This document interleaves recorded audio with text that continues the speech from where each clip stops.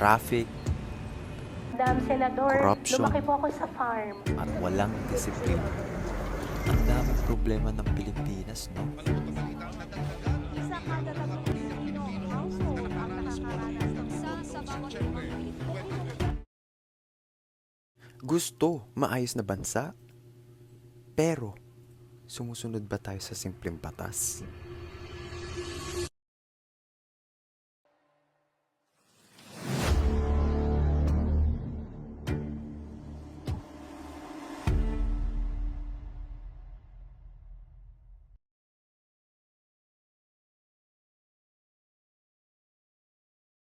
After watching the video, mas na-realize ko na kung gaano karaming challenges ang meron sa bansa. Nakita natin araw-araw yung mga problema tulad ng traffic, kakulangan sa disiplina, at pati na rin sa issue ng mga basura. Minsan nakikita natin na may basurahan naman, may mga tao talagang nagtatapon kung saan-saan. Madalas tayo nagreklamo tungkol sa mga problema dito sa bansa. Pero yung mensahe ng makabansa sa gawa, hindi sa reklamo. Nagpapaalala na hindi puro reklamo ang kailangan. Kailangan din natin magsimula sa sarili natin. Halimbawa, sa pagtapon ng basura sa tamang lugar, pag-segregate ng waste, at pagiging disiplinado. Yung mga bagay na yan, kapag marami ang gumawa, mas matutulungan natin ang ating community at bansa. At bilang estudyante, na-realize ko na may role din ako sa pagbabago ng bansa. Kahit simpleng pagiging responsable at pagiging mabuting halimbawa sa iba. Isa na rin ng paraan na magiging makabansa. Para sa akin ay ang tunay na pagmamahal sa bansa ay hindi puro salita, kundi sa gagawin natin sa araw-araw para makatulong sa pag-unlad ng ating bayan.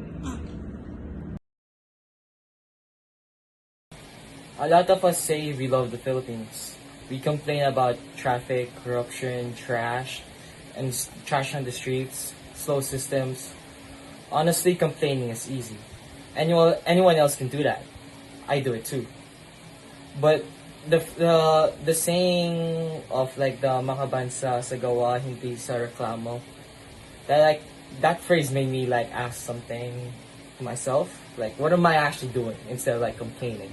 I should be doing something, right? Like I should not just be criticizing the government, like telling other people like this government sucks for not like doing that, doing this, when I'm not even doing anything, right? For me, like this idea sparked a shift in mindset. Instead of waiting for leaders or other people to fix the problems I want to be fixed, I could do it myself and fix the problems I want to fix myself. If we want a better Philippines, it can't start with complaints. It needs to start with action, and action has responsibility. And being makabansa means doing something even if it's small, even if nobody notices it.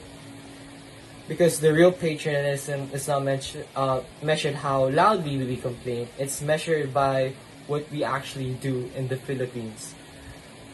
And that is my reflection on makabansa sa gawa, hindi sa reklamo.